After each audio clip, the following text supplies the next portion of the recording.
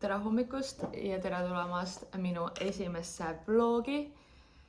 Ma olen päris pikalt mõelnud ja päris pikalt ka üle mõelnud selle osas, et kuidas ma tahaksin vlogida, kuidas ma tahaksin oma elu jäädvustada. Ja ausalt öeldes ma olen jõudnud sellesse punkti, kus ma saan aru, et ma lihtsalt pean tegema selle asemel, et mõelda, kuidas ma seda täpselt teen, sest et kui ma ei ole seda varem teinud, siis ma ei teagi otseselt, mis variant on või kuidas sellele läheneda, sest et mul ei ole sellist aru saama sellest, välja arvatud see, et ma olen teiste vloge vaadanud, aga lihtsalt kuidas mulle meeldiks endal seda sisu üles ehitada. Nii et ma otsustasin, et täna on see päev, kui ma lihtsalt alustan sellega, sest et kes mind teab, siis kui sa oled minu lähedane sõber, siis seal ei ole võimaluski, et sa räägid mulle midagi, et sa tahad teha ja et ma ei ütle sulle, et miks sa siis seda ei tee. Ja siis ma mõtlesin, aga miks ma iseendaga niimoodi ei käitu? Kui ma tahan nii väga vlogida, siis mis vabandusi mul on? Miks ma otsin vabandusi? Kui see on päriselt midagi, mis ma teha tahan, siis ma lihtsalt alustan kuskilt ja as we all know, et milleski olla hea, sa pead alustama, sest et muidu sa ei saa sellest kunagi heaks. Nii et igal juhul ma nüüd sätin ennast päevaks valmis. Minu väga suur lemmik on see veiserasva baasil näokreem, kus ongi veiserasv ja jojobaõli. Siis kulmud saavad pähe sellega, mis hakkab mul vaikselt otsa saama. Ja siis minu suurim üks üli hea avastus Austraalias olles on selline bränd nagu Avocado Sink, mis me siin teeme nalja, et Avocado Sink, et eesti keeles see kõlab väga naljakalt. Aga neil on sellised singi baasil olevad tooted ja neil on tegelikult selline jumestuskreem, päiksekreem, tinted päiksekreem. Kasutan neid, milles kõigis on ka siis SPF olemas ja siin on bronzer, siin on concealer ja põsepuna. Nii et see on see, kuidas ma ennast päevaks siis valmis praegu sätin. Ja tänane päev algas tegelikult juba päris varakult. Ma käisin päiksetõusu vaatamas, ma ärkasin 4:20, nagu ma olen teinud seda ka viimased 2 päeva, sest et mul ei ole enam vabandusi samamoodi, miks mitte käia, sest me elame siin ookeanile reaalselt minuti kaugusel. Me kõndisime sinna randa ja võtsin aega pulli pärast ja see oli reaalselt 90 sekundit või alla selle isegi. Ühesõnaga, ma ärkasin, ma käisin hommikul väiksel jalutustiirul, ma tulin koju tagasi, siis me sõime hommikust ja nüüd Marek läks oma esimesele tööpäevale ja mina otsusin, et ma hakkan vlogima. Ja tänapäeva plaanis täpselt ei tea ausalt öeldes. Mul on selline tunne, et see video peaks olema mina palju rohkem selgitamas, kus me üldse oleme, mis meie eludes toimub, mis siin toimub. Lihtsalt läbi nende igapäevaste vlogide saab rohkem aimu. Nii palju võin küll öelda, et me oleme Gold Coastil, Austraalias. Me kolisime siia koju, kus me praegu oleme reaalselt 3 päeva tagasi ja see on kindlasti asi, mis väärib eraldi story time'is see, kuidas me oleme Kullakal olnud 2 kuud, aga see on meie 3. kord juba, kui me kolime ja see on olnud minu silmis täiesti ulme crazy rollercoaster ja mõtlesin, et äkki ma siis täna sellest räägingi. Mõtlesin, et mulle tundub, et see vlog on see pealkirjaga, et aitab vabandustest, sest lisaks sellele, et ma ei tea, mida vlogida, ma lihtsalt hakkan vlogima, et ma pean käima iga hommik jalutamas, sest et nüüd ma olen nii lähedal ookeanile ja ma olen alati öelnud, kui ma elaks ookeani lähedal, kui ma elaks ranna lähedal, ma käiks iga päev seal, nii et nüüd ma pean oma sõnade järgi käituma. Ja lisaks 3. asi, mida ma pean tegema, on see, et ma pean tegema jõusaali liitumise ära, sest jõusaal on reaalselt teisel pool üle tee. Ja ei ole ühtegi põhjust, miks ma ei peaks sinna minema, nii et jah, ja siis lisaks sellele kõigele üritan ma siin oma fotograafia karjääri üles ehitada. Ja kindlasti ma räägin pikemalt ka sellest, sest seda uues kohas teha nõuab väga palju tööd, nõuab väga palju arusaamist, kuidas siin üldse asjad toimivad ja nagu ilmselgelt see võtab ka aega, nii et selles mõttes, kuna me oleme siin, me oleme küll Aussis olnud juba üle 2 aasta, aga kuna me oleme nii palju iga, ma ei tea, 3-4 kuu tagant vähemalt liikunud erinevatesse kohtadesse, siis tegelikult mul ei olegi olnud seda võimalust, et üritada ennast kuskil fotograafina üles ehitada ja iga kord on olnud täpselt nii, et kui umbes 3 kuud saab täis kuskil oldud, siis hakkavad inimesed minuni jõudma, mulle reach out ima, aga selleks hetkeks olen meie sealt asukohast juba ära läinud ja et nagu täiesti teises osariigis. Ehk siis siin meil on plaanis olla veel vähemalt 2 kuud, nii et selle aja jooksul saab siin katsetada ja näha, kas ja kuidas see siin hakkab toimima. Nii, ma olen siin natuke nüüd toimetanud, aga ma mõtlesin, et ma tulen ja räägin väikse loo siis sellest, kuidas me oma praeguse elamise leidsime ja üldse mitte isegi, et rääkida, kuidas me selle elamise leidsime, aga ühest asjast, mida Austraalia on minu jaoks täiega, mitte isegi juurde andnud, aga kinnitanud. Ühesõnaga, me kolisime Kullakale umbes 2 kuud tagasi. Me elasime jagatud householdis. Ma ei hakka siin üldse minema liiga detailseks, sest see jutt läheb liiga pikaks.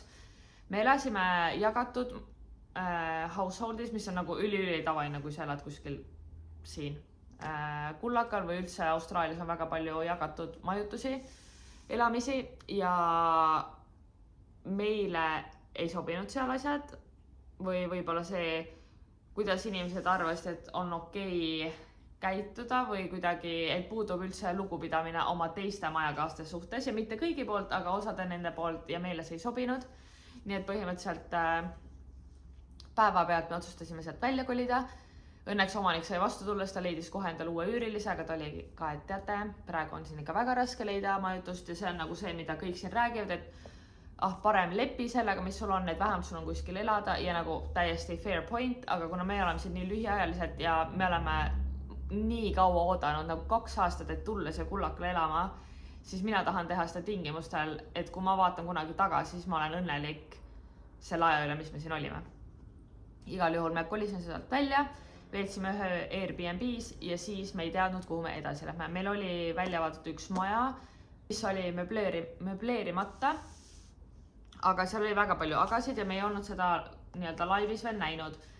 Ja sinna sisse kolimiseni oli ka veel umbes nädal aega sellest hetkest, kui me siis oma eelmisest kodust välja kolisime.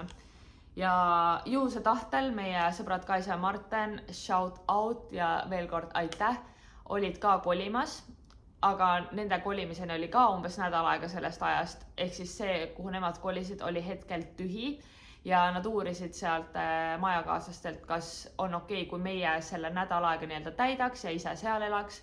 Nad olid sellega nõus, nii et see mure lahenes niimoodi ja siis oli laupäeva, pühapäeva hommik, nädal aega hiljem, põhimõtteliselt kui me olime seal juba nädal aega olnud, me läksime seda tühja maja vaatama ja ühesõnaga jällegi detailselt laskumata, seal oli väga palju erinevaid plusse-miinuseid, aga vahetult enne, kui me hakkasime seda maja vaatama minema, siis seesama nii-öelda ütleme ajutise kodu üks korterikaaslaseid, majakaaslaseid mainis, et üks teine majakaaslane on minemas reisile, ehk siis lisaks Kaisa ja Marteni toale, mis oli siis meil nädal aega, on vabanemas nüüd teine tuba 2 nädalaks, et kui me tahame pikendada, siis meil on see variant, aga nagu no pressure. Ja see oli täpselt enne seda, kui me läksime seda maja vaatama, mis oli täiesti nagu taeva kingitus, sest et kui see oleks olnud millalgi hiljem, siis me oleks selle maja juba täiesti ära kinnitanud, me oleks hakanud oma asju sinna tassima, kõik, me oleks kolinud sinna majja. Aga kuna meil tekkis see võimalus pikendada oma ajutist elamist ja elada oma üliägedate sõpradega koos, me olime tead mis, kuna see ei ole ideaalne variant see maja, siis võtame riski ja otsime 2 nädalat veel ja äkki me leiame midagi, mis on päriselt meie soovidele vastav. Ja siis me otsisime majutusi ja ühel päeval ma rääkisin Marekule väga spetsiifiliselt, kus ma tahaks elada. et oleks äge, kui ma leiaks inimese, kellel on siin kodu, korter, tuba, mis iganes, mis seisab tal tühjana ja kuhu ta konkreetselt inimesi ei otsi. Aga et kuidas me leiame selle inimese, sest kui ta konkreetselt ei vaja kedagi sinna oma suvekoju näiteks elama, siis meil ei ole ju mingit nii-öelda ühist puutepunkti. Ja ühesõnaga väga spetsiifiline jutt, mis ma rääkisin jälle, et kus, mis, kuidas, milline see korter võiks olla, milline, kõik detailid. Ja paar päeva hiljem ma saan sõnumi ühel saidil, kus me siis omale kodu otsisime. Aga kui ma selle sõnumi lahti tegin, siis seal oli väga palju kahtlaseid punaseid lipukesi, ütleme nii, minu silmis, sest et väga palju on erinevaid skämme, isegi Facebookis, isegi erinevatel saitidel. Ja konkreetselt seal ei olnud üleval sellel omanikul korteri või selle majutuse kuulutust. Tal ei olnud endal täisnime ega profiilipilt, ehk nagu põhimõtteliselt mitte midagi. Küll aga ta pani sinna oma telefoninumbri sellesse sõnumisse, mis ta siis mulle saatis. Ja ma olin juba nii lähedale, ma kustutan selle sõnumi ära, sest ma olin nagu, ma ei hakka mingi skämmiga siin tegelema. Aga hoopis olime jälle, et tead, proovime, lähme üritame vaatama minna ja nagu kui see on skämm, siis me lihtsalt ei lähe vaatama ja otsime edasi. Aga 30 minutit peale seda, kui Marek helistas talle sellel samal hommikul, olime siin samas korteris, olime seda vaatamas ja reaalselt nagu seda ei saa välja mõelda.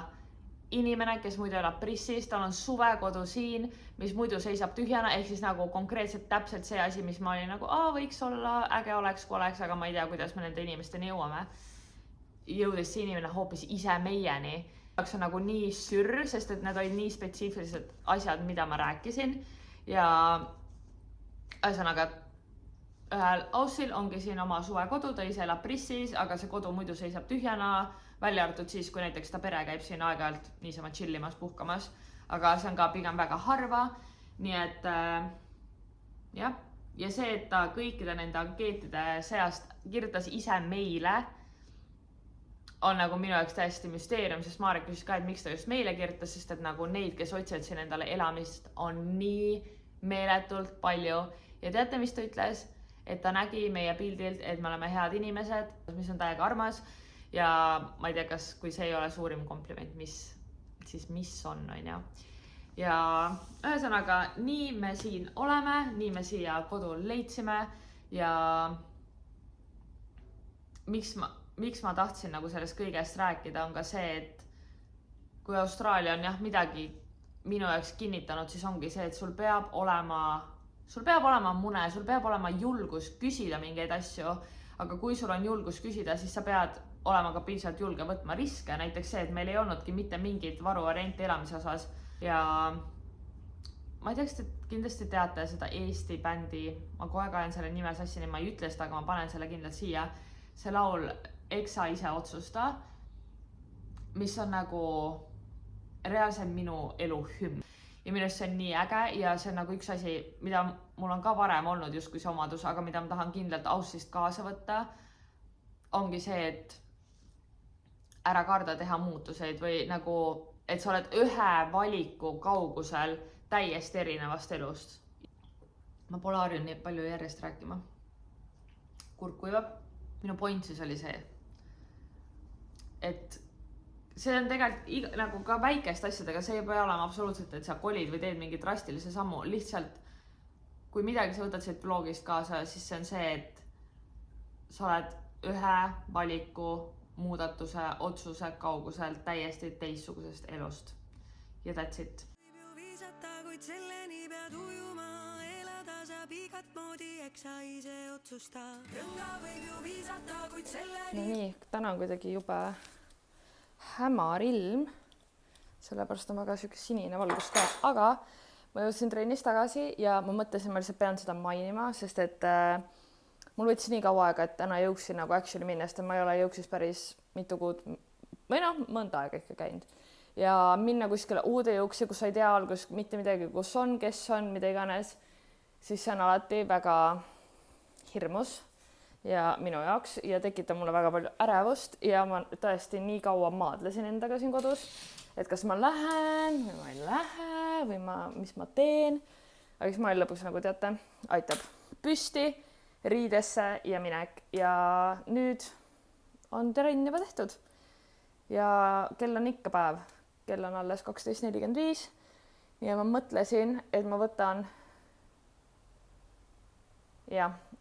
oma lõuna, panen ujukad selga, lähen käin passus, siis söön õues lõunat ja siis tulen tagasi tuppa ja lock-in'in ennast, mis tähendab, et ma koristan, tolmukaga on vaja teha ja siis ma filmin üles mõned TikTokid ja üritan siin jälle natuke brainstormida oma asju. Ja TikToki osas nii palju, et ma tahtsin väga anda Aussis siin võimaluse TikToki nii-öelda turundusele oma fotograafia mõttes ja tundub, et see on vilja kandnud, sest et eile sai esimene läbi TikToki tulnud broneering kinnitatud. Aussis siis esimest korda läbi TikToki. Nii et väga lahe. Siin on till, sibul, mint ja basiilik. Täna tuleb siit kaasa. Kõik, mis siin alles on. Ma olen märganud, et nad siin, kui me oleme nüüd siin, kus nad saavad varjus olla ja on palju niiskeb, siis need taimed ikka elavad ka oma parimat elu. Ja selle ma reaalselt panin siia 2-3 päeva tagasi, siin on nagu juba nii palju uusi lehti, nii et väga nice.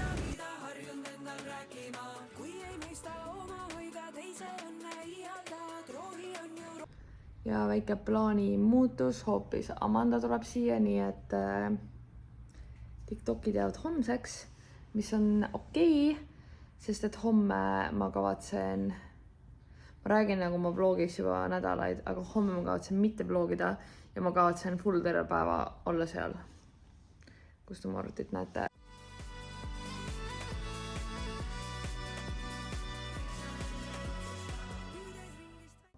Meil on aeg õhtusöögiks, sest Marek on töölt tagasi ja siis me äkki lähme tähistame tema esimest tööpäeva, aga enne me sööme dinneri ja siis vaatame edasi. Meil on õhtusöögiks Big Boys, kuhu peale ma panen sinna juustu, Marekule tavaline juust ja siis kõrvale on kodujuust ja värske kurk.